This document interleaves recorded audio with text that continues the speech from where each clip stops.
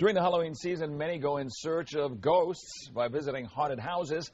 But for some, chasing the supernatural is a year-round activity. In this week's Uncovered, Fox 42's Laura Berry takes us inside the world of ghost hunters and the skeptics who question them.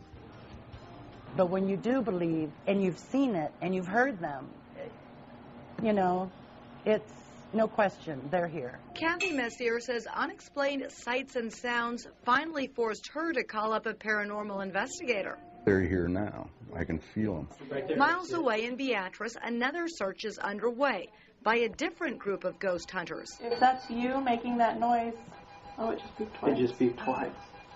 Both investigations have something in common, the tools used to do the job.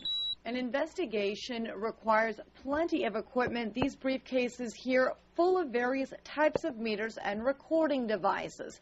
In fact, closed-circuit cameras with IR capabilities are positioned throughout the residence. And it's those tools that have a group of skeptics speaking out. Makes them go off our cell phones or wires in the wall. Steinke says even the strangest events usually have logical explanations. In my own house, I have an unseen force that moves everything in the house towards the east.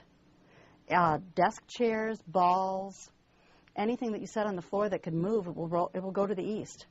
And it turns out that my house is not quite level and the floors go to the east, so the unseen force there is gravity. William Newman spent the night in the Villisca axe murder house just to prove it was not haunted. Here that evening, as I was looking at the picture, it looked like there was the face of this terrible demon staring out of one of the front windows at me, and looked at the front of the house, and what we saw was that there was a reflection of a tree in the front yard that was playing off of the old windows and distorting the image a little bit.